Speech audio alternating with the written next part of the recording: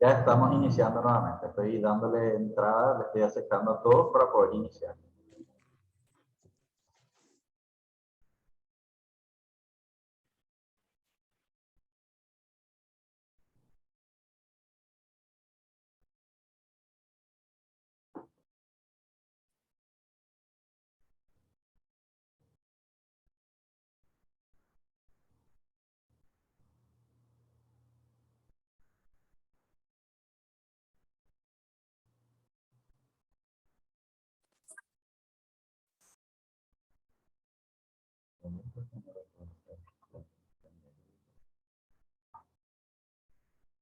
Bueno, entonces estábamos mencionando, gente, que cuando hablamos de contratos laborales, entonces el periodo de prueba también es una cuestión que a veces la gente suele confundir, ¿verdad?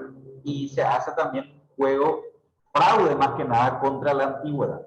Yo les cuento que en Asunción y otras zonas ya hubieron antecedentes judiciales en donde los empleadores hicieron ese tipo de juego en contra de su trabajador, le renovaban, por ejemplo, cada año su contrato, y después se fueron a juicio, el trabajador le demanda al empleador y el empleador pierde. El juez falla a favor del trabajador porque entendió de que lo que está haciendo es un fraude en contra de la antigüedad del trabajador. Por eso es que le vuelvo a reiterar que tenemos que documentarnos, tenemos que hacer bien las cosas, de lo contrario nos demandan, vamos a juicio, perdemos el juicio y perdemos dinero porque hay que pagar. Entonces, esa es la cuestión que hay que cuidar mucho, gente. Eh, ¿Cuál es la diferencia? Si vamos a hablar del contrato a tiempo determinado. El contrato a tiempo determinado, vos lo haces por un año, por ejemplo, ventajas, o lo haces por 4 meses o 6 meses, ventajas. De entrada, vos no tenés que pagar aguinaldo, perdón, el aguinaldo sí se paga proporcional. No tenés que pagar vacaciones, indemnización, no tenés que pagar, por ejemplo, preaviso, no, nada de eso, porque el contrato es por tiempo determinado. Lo único que vos haces es 15 días antes que termine el contrato, vos le notificás otra vez por escrito a la persona de que hasta tal fecha va el contrato y que recordarle que hasta ahí va la relación laboral. Y vos le pagás los 6 salarios, los 6 meses, le pagás el aguinaldo proporcional y terminó allí la cosa. Esa es su ventaja. Desventaja, atiendan lo siguiente. Le hiciste un contrato por un año.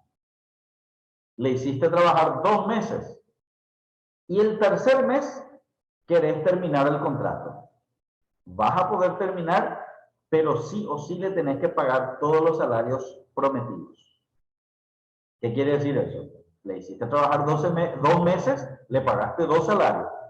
No le querés más pagar hacer trabajar 10 meses, pero igual le vas a tener que pagar los 10 salarios. Esa es la desventaja. El contrato por tiempo determinado te obliga a indemnizarle todos los salarios que se prometieron pagar para poder romper el contrato. ¿Me entendieron?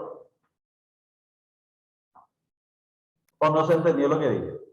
Sí, se entendió súper. Esa es la ventaja y desventaja del contrato por tiempo determinado. El otro, el contrato indefinido, su nombre ya lo dice. Vos tenés que preavisarle, pagar la indemnización, vacaciones, todo lo que dicta la ley. Ese es otro tema que después vamos a hablar un poco, cómo calcular las prestaciones de un trabajador. Vamos a hacerlo también, no se preocupen. Pero hoy no vamos a hablar sobre eso.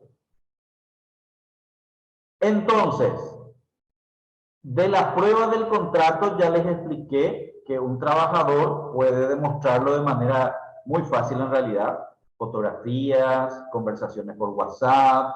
En época de pandemia, por ejemplo, ocurrió que para que el trabajador pueda salir de su casa, ir a tu empresa, vos le diste una constancia para circular. Y todos esos documentos, por ejemplo, los certificados de trabajo, que en algún momento tu trabajador te pidió para hacer un préstamo X, vos le diste, todo eso es una prueba, una posible prueba de relación laboral que existe entre vos y la persona. Así que cuidado en ese sentido, ¿verdad?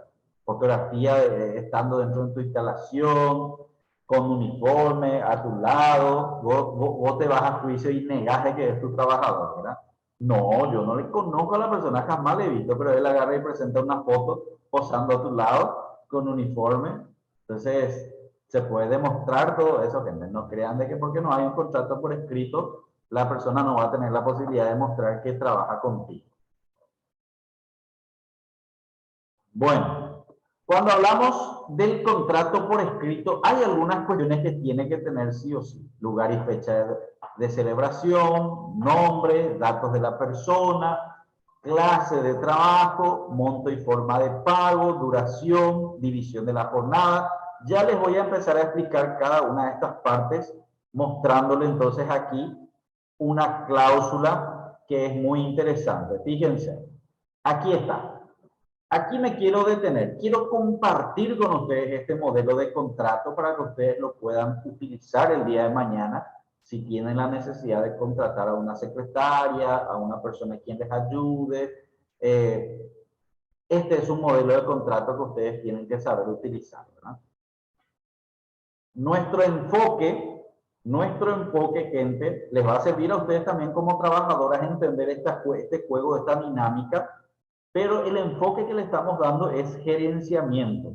Ustedes como gerentes de empresas de servicios de alimentos, yo les estoy hablando desde el punto de vista de encargadas, de encargados de la empresa, no como trabajadores, como trabajadoras. No sé si me explico en este sentido. ¿Se entiende, profe? Súper. Sí, profe. Excelente. La conversación que estamos teniendo es siempre suponiendo que ustedes son los encargados de la empresa. Muy bien. Entonces, ¿qué ocurre aquí?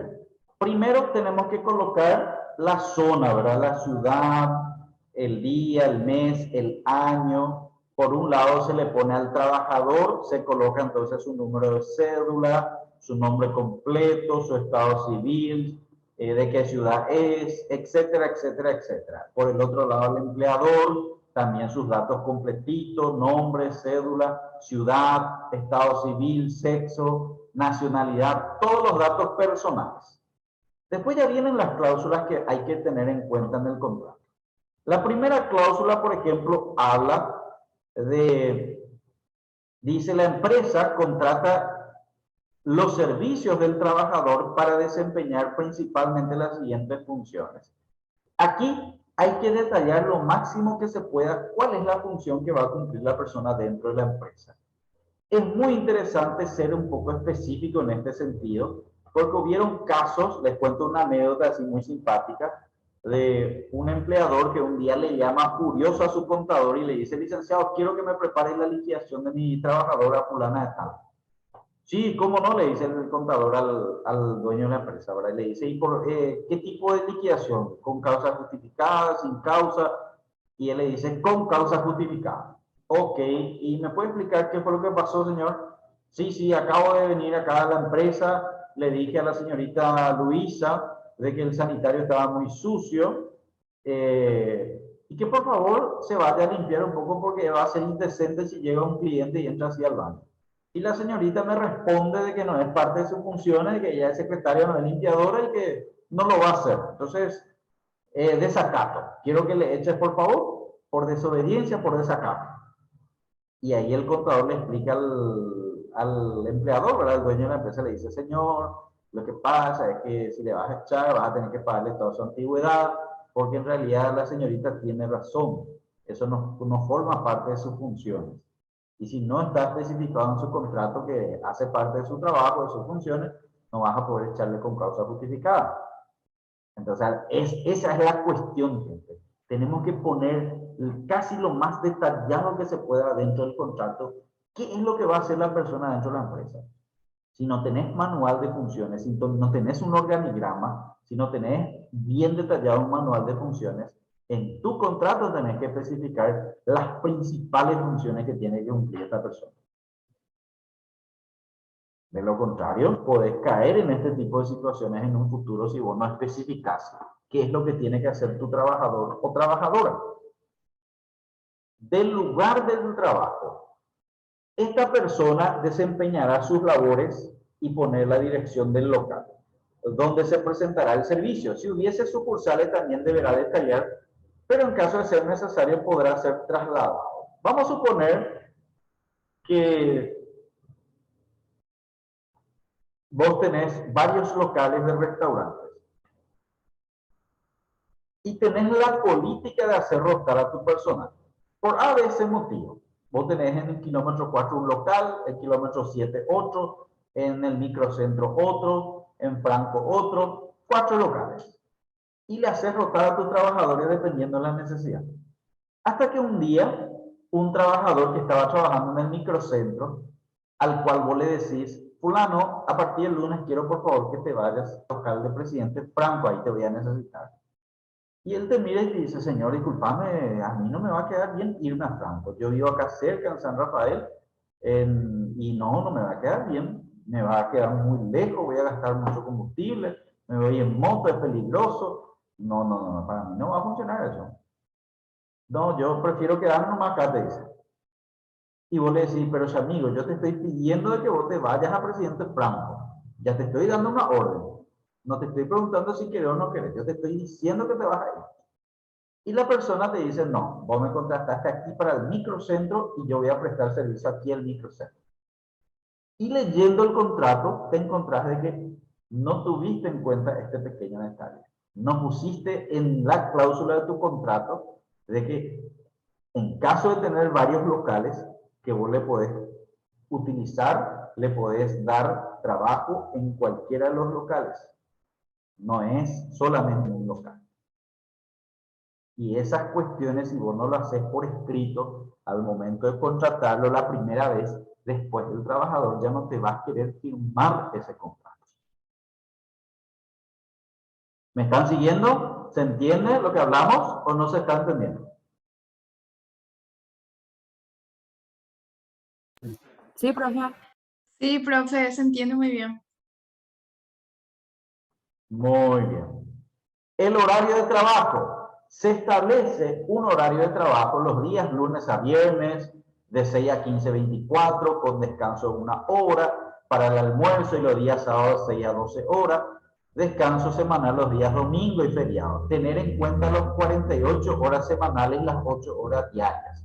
Ustedes saben, gente, que el Código Laboral establece 8 horas por día de trabajo. Te dice que un día de 24 horas está dividido en 3 partes. 8 horas de descanso, 8 horas es trabajo y 8 horas es compartir con la familia. Esa es la división de la ley del Código del Trabajo, ¿verdad? Por lo tanto, en 6 días, de lunes a sábado, trabajamos 48 horas. Eso hay que hacerlo bien clarito por escrito en el Código del Trabajo, en el contrato, digo yo. Del lunes a viernes entramos 7 de la mañana hasta las 11 de la mañana. Salimos a almorzar, volvemos a las 13 y salimos a las 17. Bien claro. ¿Qué ocurrió en una ocasión con una empresa? Estaba teniendo un problema con un trabajador por pago de salario, de antigüedad. Y se van a juicio porque no se entienden. No llegan a un acuerdo y se van a juicio. La empresa quería pagar solo esto, el trabajador exigía esto y no llegaban a un acuerdo. Se van a juicio. La empresa presenta el contrato porque el juez les pide el contrato. El abogado del trabajador agarra, accede a una copia del contrato, lee el contrato y ¡pum! Se encuentra con la noticia de que en el contrato lee ahí, de que dice horario de entrada 7 de la mañana, horario de salida a las 5 de la tarde. Solo así decía. Entonces, fíjense, las 8, las 9, las 10, las 11, las 12, la 1, las 2, las 3, las 4, las 5. Eran 10 horas. ¿Qué hace el abogado del trabajador? Le demanda a la empresa pago de horas extras adeudadas. Y no necesitó demostrar ningún documento porque el propio contrato que presentó la empresa ya demostraba que el trabajador estaba trabajando 10 horas. Se cae de espalda la empresa, el dueño de la empresa trata de aclarar de que en realidad el trabajador sale a las 11 de la mañana, vuelve a las 13, sale a almorzar, pero eso no estaba escrito en el contrato. No se especificó la división de la jornada de trabajo. Por eso es muy importante ese detalle, gente. Tienen que cuidar que su contrato no no pase las 8 horas diarias y no supere las 48 horas semanales. ¿Por qué también hablo de las horas semanales? Porque vamos a suponer que vos tenés 3 funcionarios y llegaron a un acuerdo. Están ustedes teniendo una clínica de consultas de nutricionistas o de nutrición y llegaron a un acuerdo de que de lunes a viernes van a apretar y sábado solo van a trabajar hasta el mediodía. Entonces vamos a suponer lunes a viernes venís a trabajar 9 horas, una hora adicional por día. Y el sábado a la mañana venís a completar las horitas que te falta para completar 48 horas. Eso también se puede hacer y no va a ser hora extra porque vos llegaste a un acuerdo con tus trabajadores, en vez de trabajar 6 días por 8 horas, 48 horas, trabajaste 5 días y medio. Cumpliste 48 horas. En algunos días de los días de la semana cargaste un poco más y sábado a la mañana viniste a completar esa hora restante para completar 48 horas. ¿Se me entendió lo que quiero explicar?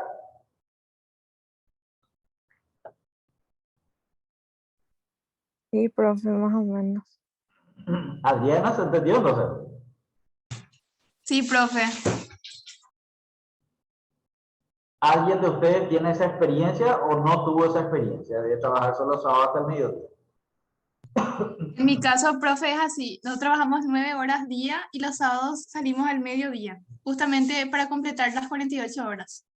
Excelente. Y no se le paga adicional hora extra por eso, ¿verdad? No, no, no. Perfecto. Es lo que estoy mencionando, ¿verdad? Porque ya es un acuerdo entre el trabajador y su empleador, ¿verdad? Y es totalmente válido, toda vez que no supere las 48 horas. Si por ahí se descuida y supera las 48 horas, ahí sí tiene que pagar ya horas extra. Muy Y bien. para la gente que trabaja los domingos, profe, Hola Blanca, ¿qué tal? en mi caso, por ejemplo, anteriormente yo trabajaba los domingos, Sí. pero me daban día libre por el día domingo. Tampoco fui remunerada, por decirlo así. Excelente. Bueno, esa situación sí lo contempla el Código del Trabajo. Dice, en caso de que la empresa esté trabajando en un rubro en donde su actividad comercial es más fuerte los fines de semana que entre semana, como lo que es gastronomía, ocio y compañía, y en el caso de ustedes el día de mañana, pues si tienen un restaurante, pueden justamente caer en esa situación de que sábado, domingo es su día fuerte. Ustedes pueden hacerle trabajar a la persona domingo sin ningún problema y le da su día de descanso otro día en la semana, que puede ser lunes, puede ser martes, puede ser miércoles, sin ningún problema. Se puede compensar de esa manera. Pero domingo el día entero, o sería mediodía. No, es un día normal, 8 horas. Ah, ya. Ok. Sí. Gracias, profe. Se puede, porque la ley dice el día de descanso normalmente puede ser, es domingo, te dice, pero no te dice que obligatoriamente tienen que ser domingo. Entonces, se contempla la opción de que si le haces trabajar a tu trabajador un domingo, porque estás en el rubro de gastronomía, qué sé yo, le podés dar otro día de descanso, pero le tenés que dar un día de descanso, eso sí.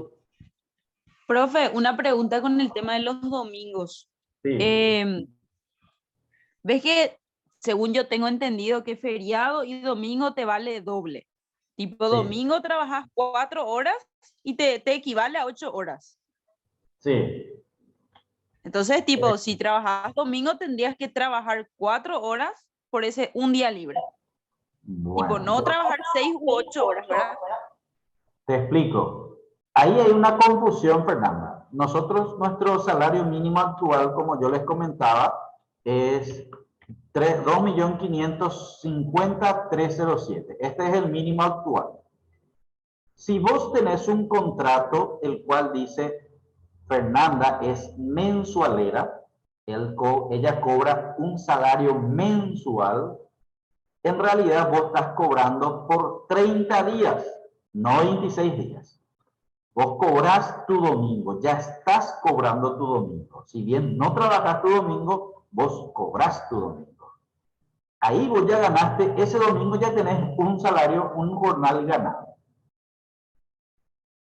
Ya se te paga ese domingo. Si vos trabajas un domingo, la ley te dice, te tiene que compensar un día de descanso en la semana, lunes, martes, miércoles, sin pago adicional. Te doy descanso otro día y estamos en empate. Viniste a trabajar domingo normal, te doy descanso otro día normal.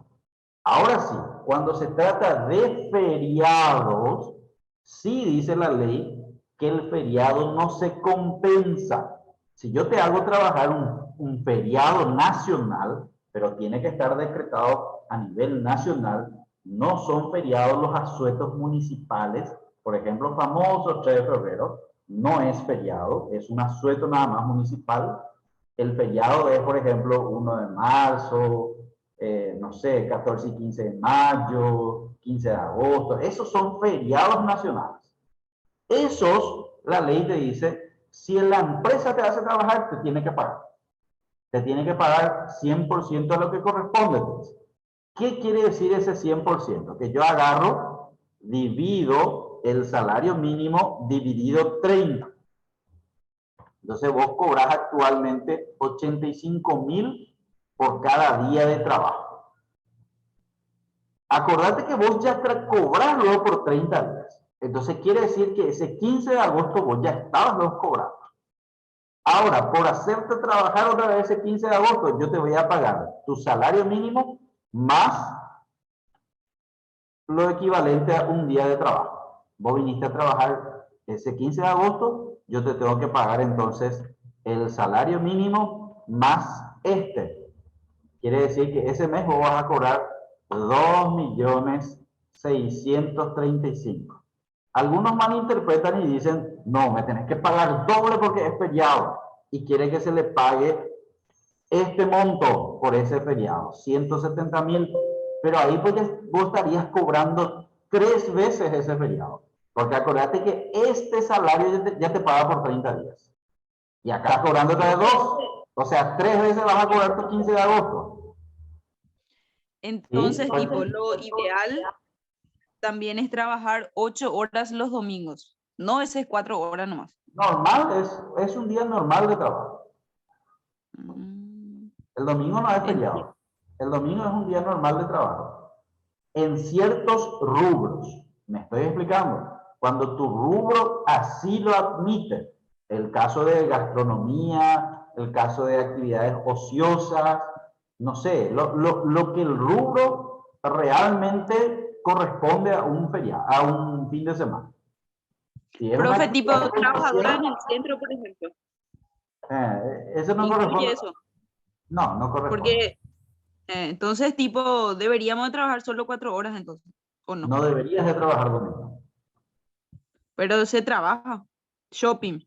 Pero no es tipo... Shopping sí, yo te hablo de actividades comerciales, casillas, negocios, así normal, pero shopping sí puede alegar de que su actividad es fin de semana, porque shopping no es solo compra, es recreo, es donde la gente se va, comparte el fin de semana, se pasea, ese sí es una actividad que puede prestarse los fines de semana. Ahí entonces vos trabajás normal el domingo y tenés un día de descanso en la semana, lunes, martes o miércoles.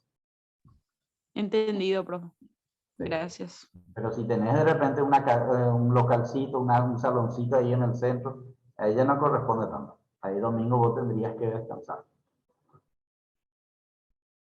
Bueno, entonces gente, recordar esto que estoy hablando. Si yo te vuelvo a pagar el feriado, este monto, ya te voy a pagar 3 veces. Una vez nomás se paga. El salario más este. Vos cobras este monto por venir a trabajar un día feriado. Muy bien. Seguimos entonces. Gracias por las consultas. Eso es importante para ir aclarando las cuestiones. Aquí nos dice, cuarta de la remuneración. El trabajador percibirá una remuneración, monto tal, especificar bien detallado.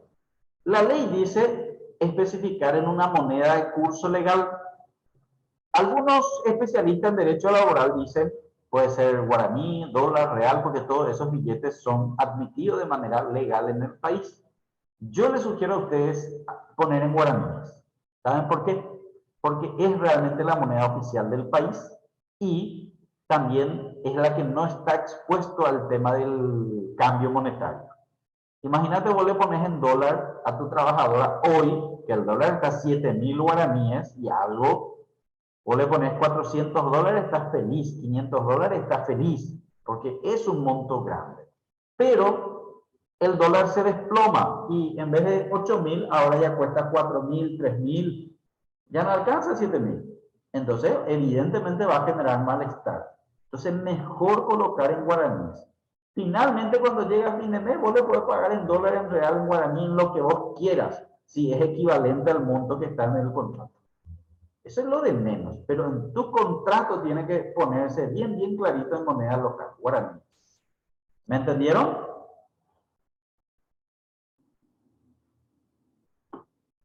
Para evitar nomás problemas después.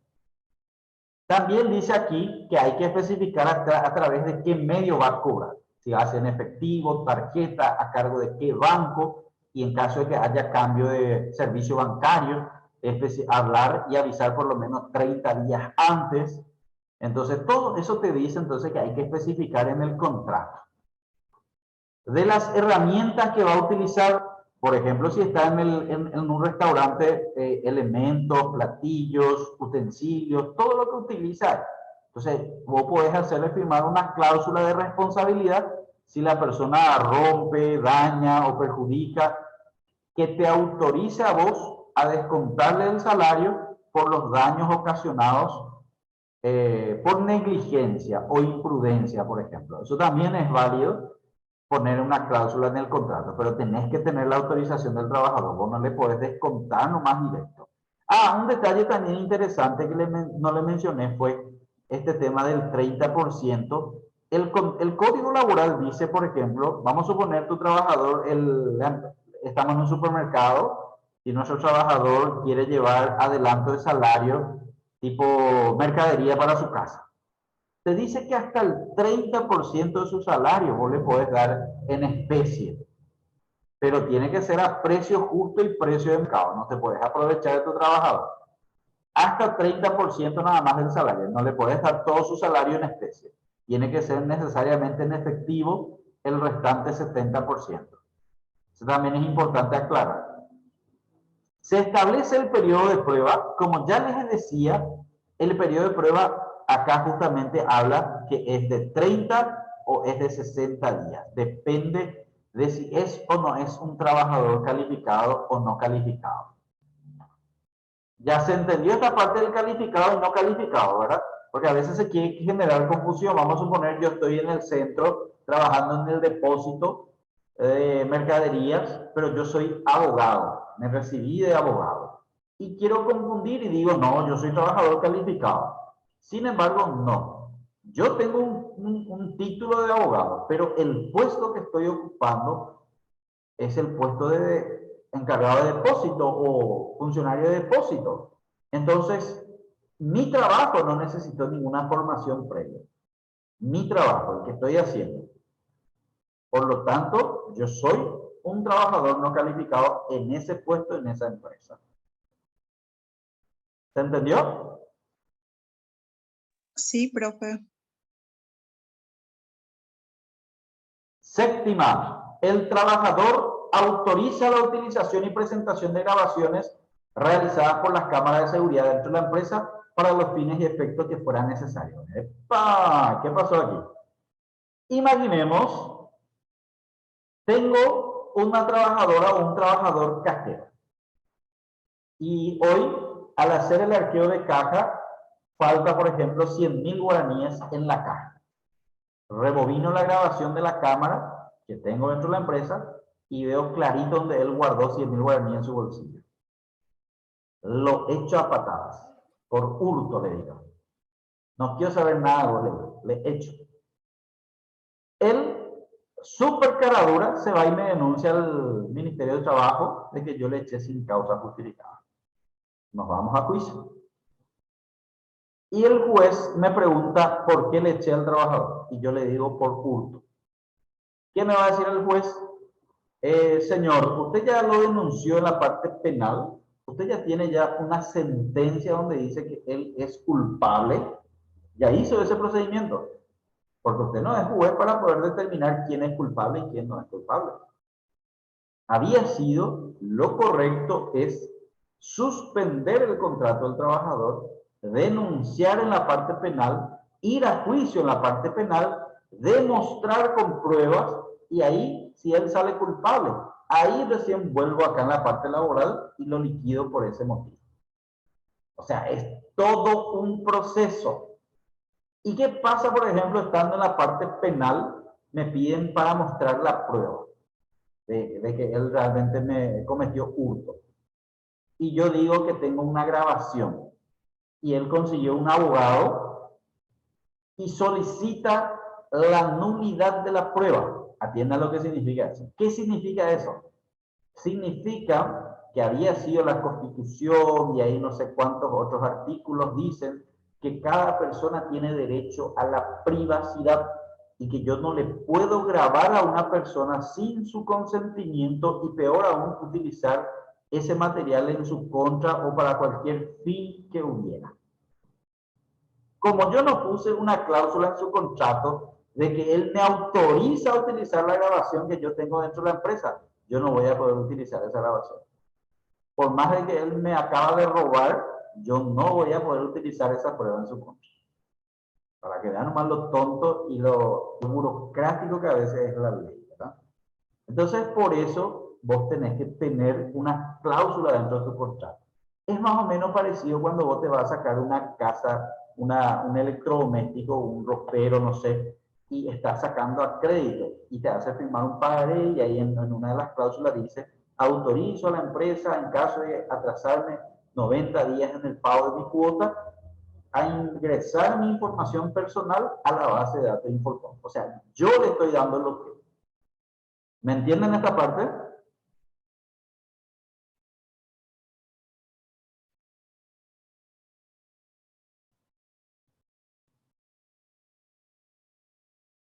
Analía, Medio Olga, ¿qué tal confuso. estamos? ¿Ah? Medio confuso es todo, digo. ¿Te confundiste un poco, Blanca? Ah, un poco. Bueno, la cuestión es lo siguiente, la cuestión es lo siguiente, gente. Resulta ser que esta parte legal es un poco burocrático, ¿verdad? Entonces, si vos no contás con la cláusula, con la autorización de esa persona de utilizar ese material audiovisual en su contra, no vas a poder utilizar. Por eso, si vas a tener circuito cerrado, cámara, grabación dentro de tu organización, dentro de tu empresa, dentro de tu consultorio, y tenés trabajador dependiente, siempre tenés que hacerle firmar esa cláusula donde él te autoriza a usar esa información. También el octavo dice el trabajador autoriza el descuento en concepto de adelanto, reembolso. Ustedes saben que la empresa le puede dar hasta 40% de adelanto del salario cada quincena. También en caso de que falte mercadería o haya daños, perjuicios, el trabajador te autoriza a descontar de su salario si es que él fue el responsable. En caso también de, ¿qué más? Préstamo de dinero sin intereses. Estos son algunos conceptos por los cuales vos podés descontar al trabajador de su salario. Novena, de las causas de terminación del contrato. El contrato concluirá en los casos de, te dice acá, décima, confidencialidad. Cuando se trata de ciertos servicios que son un poco delicados, se sugiere que se coloque una cláusula de confidencialidad para que tu trabajador no esté divulgando tu información empresarial, en el caso de ustedes que van a trabajar con muchos pacientes, entonces que no esté divulgando información de los pacientes. Esas cuestiones es interesante que ustedes lo coloquen, ¿verdad? Para que ese trabajador se sienta un poco presionado y sepa de que él está manejando información importante, delicada y que no puede estar comentando por allí las informaciones que él maneja dentro de tu empresa, ¿verdad? Décimo primera, este contrato podrá ser modificado, suprimirse, agregar nuevas cláusulas con un anexo que tiene que estar firmado por ambos. El contrato puede ir cambiando cada tanto, toda vez que los dos volvamos a firmar ese anexo que le estamos agregando. Décimo segunda, la jurisdicción. Ante cualquier problema judicial que se pueda presentar, El trabajador solo te puede denunciar dentro de la jurisdicción de Ciudad del Este, le ponemos como ejemplo.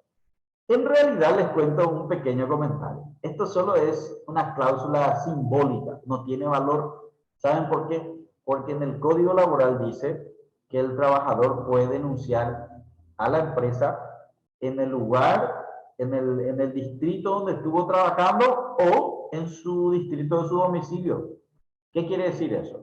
Si yo le traje el año pasado a un funcionario que era de Asunción, le contraté. El año pasado era un muchacho de Asunción, estuvo el año pasado aquí por la zona de Ciudad del Este, le contraté, trabajó un año conmigo y este año salimos mal y él volvió otra vez a Asunción.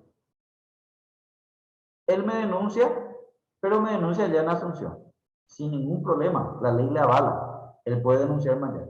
Y yo voy a tener que enviar un abogado para responder, etcétera, etcétera. Y yo correr con los gastos de traslado. Por eso es que yo le coloco acá una cláusula al trabajador y le digo que él solo me puede denunciar acá en Ciudad del Este. Pero en realidad él puede hacerlo aquí o puede hacer donde él vive. Eso le da esa posibilidad a la ley. 13ª, el trabajador recibe una copia del reglamento y la copia de este contrato. ¿Qué pasa si yo ya tengo 10 funcionarios dentro de mi empresa? El Código del Trabajo me obliga a tener un reglamento de trabajo, el cual tengo que presentar y homologar en el Ministerio de Trabajo.